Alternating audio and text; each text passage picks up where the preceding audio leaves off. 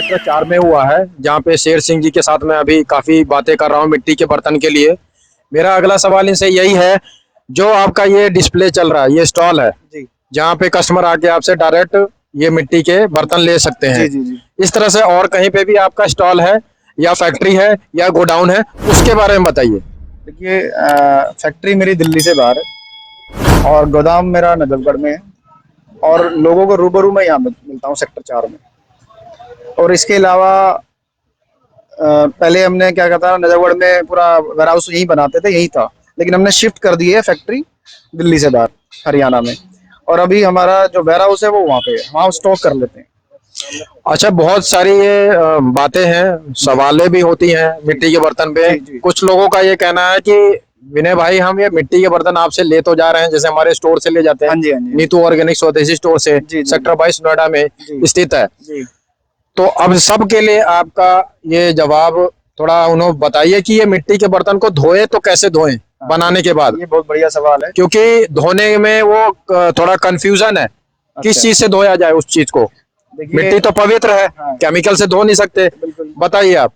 इसको आप ना राख से धोएं, बेकिंग सोडे से धोएं, खाने वाले से, और नींबू डाल के राख में ना उससे धो लें, और गर्म पानी से धो लें, सबसे बढ़िया सोल्यूशन। तो राख से आप धो सकते हैं, खाने वाला जो बेकिंग सोडा है उससे धो सकते हैं, गर्म पानी से भी धो सकते हैं, और राख में नींबू निचोड़ के भी धो सकते हैं।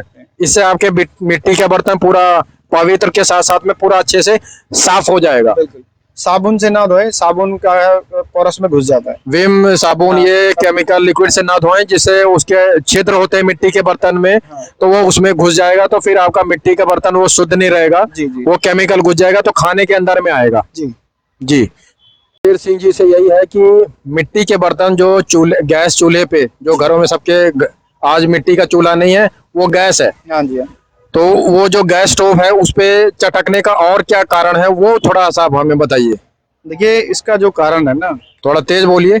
इसका जो कारण है, जो मिट्टी की हांडी जो गैस पे चढ़क जाती है, इसका कारण ये है कि जो चूल्हा होता है ना, उस जो मिट्टी का जो चूल्हा होता है जिसमें कंडे डालते हैं, मतलब कि लकड़ियां वगैरह डालते हैं, उसका फ्लेम हल्का होता है, जो गांव देहात में गाँव चूल्हे देहात पे। में, हाँ। हाँ जी। और जो गैस का फ्लेम होता है वो हाई होता है, हार्ड मतलब जो होता है, गैस का फ्लेम है उसका ज्यादा आंच होता आँच है, ज्यादा होती है उसकी। आंच हाँ, ज्यादा है, ज्यादा होती है। और वो जो चूल्हे का है उसका आंच कम है, स्लो होता है, फ्लेम कम होता है उसका। तो इसी वजह से आपने 1200 से 1800 की डिग्री के टेम्परेचर पे, हाई फ्लेम पे, पकाया आंच पे आप ये मिट्टी के बर्तन पकाते हैं, जिससे कि वो चूल्हे पे तो एडजस्ट होगा ही होगा, होगा। और गैस जो स्टोव है आपके घरों में उस पे भी एडजस्ट हो जाएगा और चटकेगा नहीं। चटकेगा नहीं। ये एक नई जानकारी मुझे शेर सिंह जी ने दिया है, जो कि मुझे लगता है कि यही दे सकते हैं। मुझे ये लगता है, जो मैं रिसर्च करता हूँ हर चीज पे, जी शेर सिंह जी एक इकलौते मात्र भारत देश में ऐसे हैं जो मिट्टी के बर्तन को हाथ से बनाते हैं। बहुत पूरा लोग हैंडमेड डाई है। से बनाते हैं, टेक्नोलॉजी इस्तेमाल करते हैं, इस तरह से करते हैं, क्योंकि जो मिट्टी का बर्तन है वो पवित्र है, और उसको अगर आप मशीनीकरण में लेके आते हैं तो उसकी पवित्रता खत्म हो जाती है। तो मैं ये कहता हूँ कि हाथ से बना हुए मिट्टी के बर्तन, जो भी कुंवर भाई लोग, शेर सिंह जैसे लोग हैं, आप उनसे संपर्क कर सकते हैं। अच्छा, अगला सवाल मेरा शेर सिंह जी से ये है कि हम अरहर की दाल, मूंग की दाल, मसूर की दाल, इस तरह की बहुत सारी उड़द की दाल हम गैस पे ले जाके मिट्टी के बर्तन में पकाने की कोशिश करते हैं, तो बहुत हमारे ग्राहकों का आता है कि यही हमारी दाल पकी नहीं, आधी कच्ची आधी पक्की रह गई, इस तरह से शिकायतें ये क्यों आती है, इस पे थोड़ा सा हमें जानकारी दीजिए। देखिए सर, बेसिकली क्या है, चना, जो चना होता है, चना हो गया आपका, मतलब जो हार्ड दालें हैं, जैसे आपकी चना हो गया, और उड़द की दाल हो गई, और आपके जितने भी जो छोले आते हैं, ये सब हार्ड होते हैं। इनको आप रात को भिगो के रख दो, सुबह बना लो, सुबह भिगो के बना रख दो, रात को बना लो। एक तो ये कारण है। उसके बाद क्या है कि आपने कोई भी चीज जल्दी खानी है, तो उसके लिए थोड़ा सा ना आपका हांडी और कुकर, जो ये स्टील का जो कुकर है, उसमें 10 मिनट का फर्क है बस। 10 मिनट का ही फर्क है? बस 10 मिनट का। मतलब आप ये कह रहे हैं कि जो एल्युमिनियम के कुकर में या बर्तनों में, लोहे में जो भी आप खाना पका रहे हैं, हाँ जी हाँ जी। और मिट्टी के बर्तन में खाना पका रहे हैं, उसमें बस 10 मिनट का ही खेल है, 10 मिनट का खेल है, अंतर है। हाँ। 10 मिनट आप ना उस चीज को खोल के, मतलब खुले में बना लो, हांडी में। अच्छा जी। हाँ, तो वो आपका बिल्कुल स्वादिष्ट और अच्छा बनेगा। तो उड़द की दाल, काबुली चना, हाँ सफेद छोला, हाँ और ये जो आपका है काला चना हो गया, हाँ जी हाँ जी। तो ये सब दाल जो है थोड़े हार्ड होते हैं, हार्ड।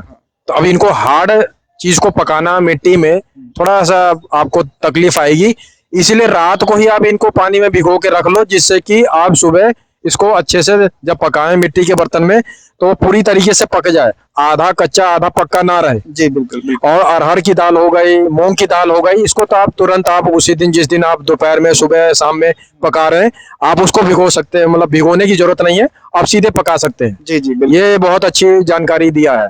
जी मुखी जी का नाम सभी लोग जानते हैं और उनसे प्रभावित लोग बहुत ऐसे भारत देश में हैं। उनके जाने के बाद हमारे भारत देश में बहुत लोग उनके फॉलोअर्स बन चुके हैं।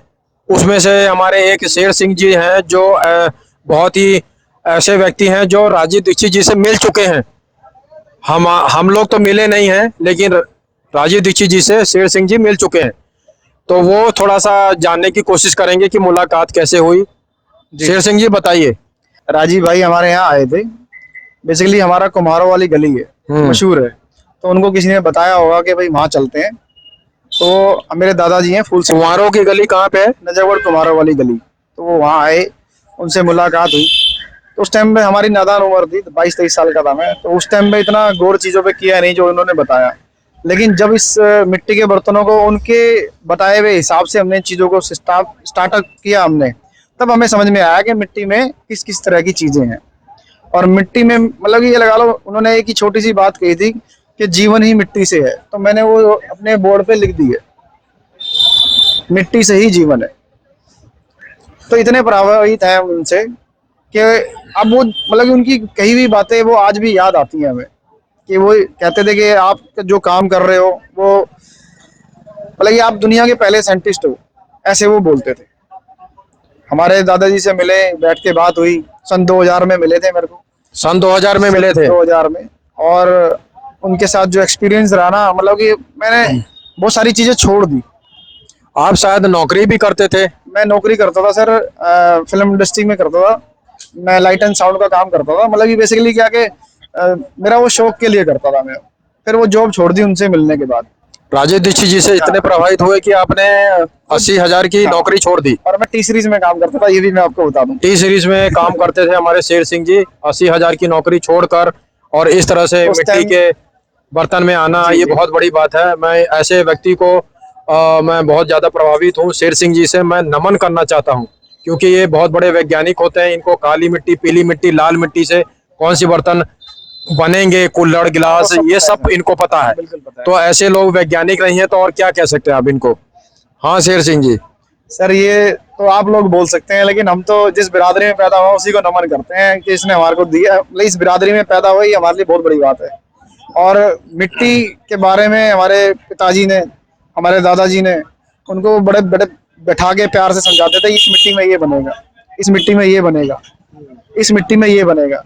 तो वो बातें आज याद आती हैं। तो ये मिट्टी आपका आता कहाँ से है? देखो सर, ये अलग अलग जगह से आता है। मिट्टी आती है राजस्थान से, आती है झुंझुनू से। झुंझुनू जी? फिर आती है कलकत्ता से। कलकत्ता से हाँ भी? जी। फिर राजस्थान जयपुर साइड से भी आती है, जी। और हरियाणा से भी आती है, तो और क्या पंजाब से भी आती है। ये आपका एक जगह से ही सारा मिट्टी आ सकता है, लेकिन अलग अलग जगह से क्यों आता है? बेसिकली क्या है कि डिपेंड करता है कि आप क्या बना रहे हो, उस मिट्टी में बनेगा नहीं बनेगा। अब एनसीआर में मिट्टी रही नहीं, जी। अब मिट्टी है मतलब कि बाहर। अब यहाँ पब्लिक इतनी आ गई है, कॉलोनियां कट गई हैं, मतलब कि पूरा डेवलपमेंट एरिया बन गया है। दिल्ली आपको पता है एनसीआर में आ गया है, जी। तो मिट्टी है ही नहीं यहाँ पे। अब मिट्टी मिलती है हमारे को, मतलब कि हरियाणा से लाते हैं, राजस्थान से लाते हैं, कलकत्ता से लाते हैं, समुद्री मिट्टी भी आती है, तो बनाते हैं। समुद्री मिट्टी से आप क्या बना लेते हैं? समुद्री मिट्टी का कप बनता है। कब बनता है? हाँ, वो हल्का होता है, इसलिए वो हल्का रहता है, वेट नहीं होता। और राजस्थान की जो मिट्टी होती है वो कैसी होती है? हांडियां बनाते हैं हम। उसके अंदर ये अपने 3-4 मिट्टी मिक्स करते हैं, उसका वेट बढ़ाने के लिए, टेम्परेचर पे चलाने के लिए, तब जाके वो गैस पे चलता है। और जो हरियाणा से मिट्टी आता है वो उसका क्या बनाते हैं? मैंने बताया ना, ये इसमें 3-4 मिट्टी मिक्स करते हैं, अच्छा। तब वो बनेगी।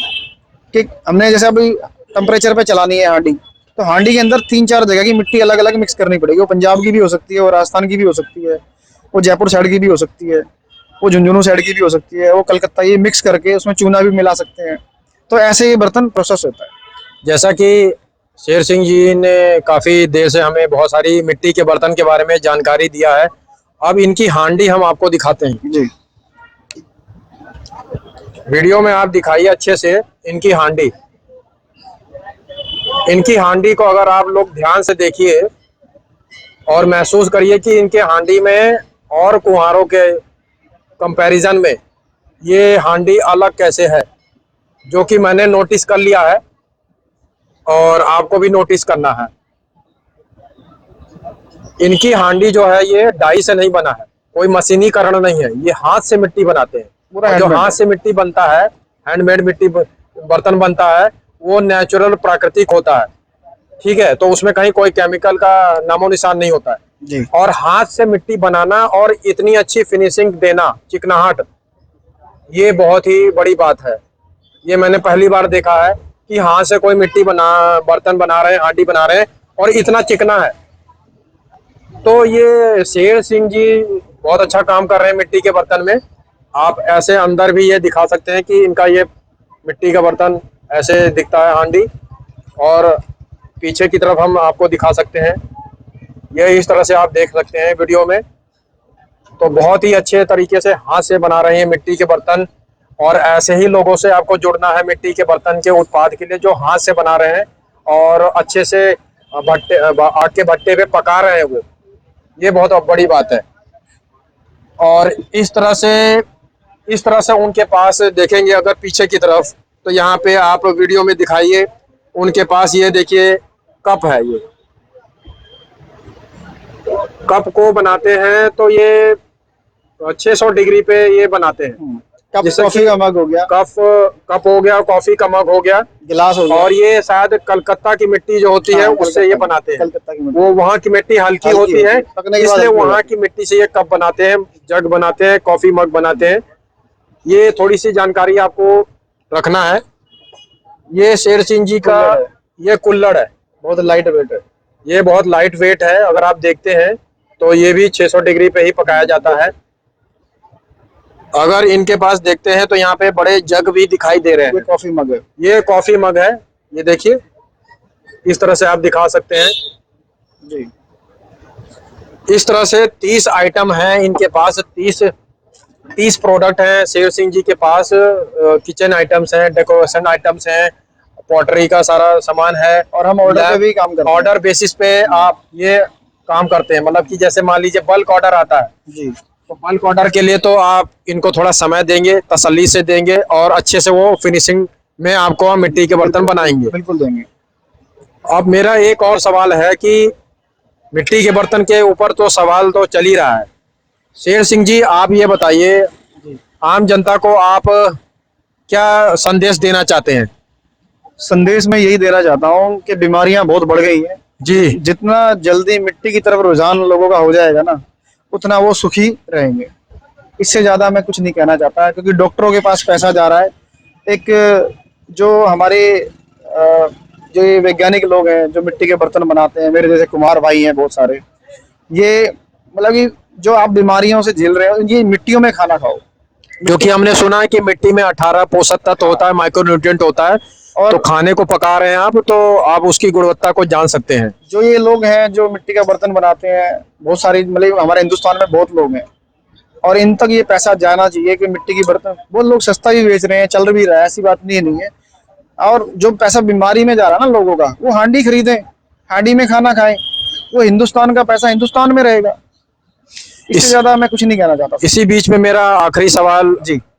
शेर सिंह जी से है कि हम लोग जब कोई व्यापार करते हैं, जैसे इनका मिट्टी के बर्तन का ये स्टॉल है, तो ये तो बेच रहे हैं, क्या इनके निजी जीवन में भी मिट्टी के बर्तन का उपयोग घर में लाया जा रहा है, या ये सिर्फ ये व्यापार तक ही सीमित है?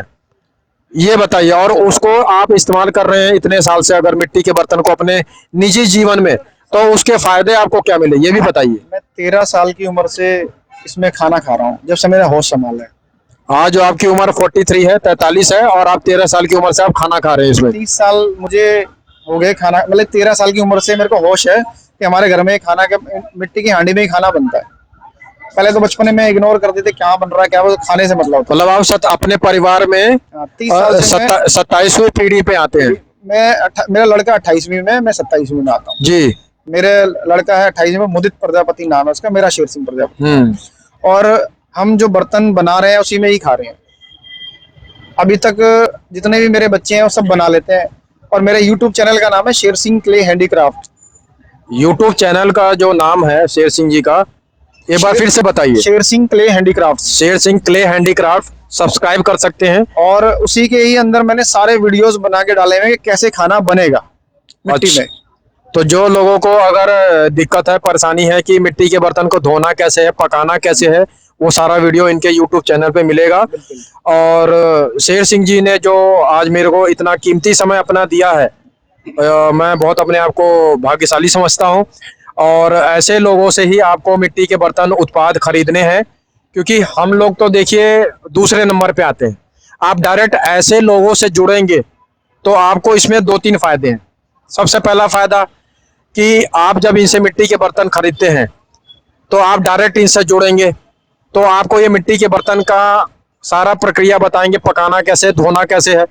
दूसरा, कोई कमी है, कोई ज़्यादा अच्छा लग रहा है, वो फीडबैक भी शेयर कर सकते हैं। तीसरा, आप अगर आपको लगता है कि इनके मिट्टी के बर्तन में बहुत अच्छा ये काम कर रहे हैं, तो आप ऐसे कस्टमर होके इनको सजेशन भी दे सकते हैं। तो अगर वो तरीका आपका पसंद आता है तो उसमें वो इम्प्रूवमेंट और कर सकते हैं। तो डायरेक्ट हमसे जुड़ने के बजाय आप इनसे जुड़िए, क्योंकि हम लोग कुम्हार नहीं है। कुम्हार वैज्ञानिक, सबसे बड़े साइंटिस्ट भारत देश में ये ही लोग हैं जो अच्छा काम कर रहे हैं। तो प्रकृति से जुड़ना है, गौ माता से जुड़ना है, किसान भाइयों से जुड़ना है, अपनी गौ माता से तो जुड़ ही रहे हैं, और ऐसे कुम्हार भाइयों से भी जुड़ना है, तो आपका जीवन स्वस्थ हो सकता है। और जो मेरा यूट्यूब चैनल है, मैं फिर से एक बार आपको बताता हूँ, जय गौ माता जय गोपाल 1983। सब्सक्राइब और लाइक करें ना करें, इससे मुझे कोई मतलब नहीं है। सही जानकारी मिलनी चाहिए। मेरा सिर्फ नीतू ऑर्गेनिक स्वदेशी स्टोर का लक्ष्य यही है कि प्रोमोट करता हूं ऐसे लोगों को जो घर बैठे वीडियो आप देखें, ऐसे लोगों से और डायरेक्ट जुड़ जाएं। जब आप ऐसे लोगों पे रिसर्च नहीं कर पा रहे हैं, ढूंढ नहीं पा रहे हैं, तब आप हमारे पास आ सकते हैं। तो लाइक सब्सक्राइब ये नहीं चाहिए, बस आप जो वीडियो देख रहे हैं वो अंत तक देखना है, जिससे कि आपके पास पूरी जानकारी हो, और जानकारी होगा तो आप अच्छे लोगों से जुड़ सकते हैं। जय गौ माता।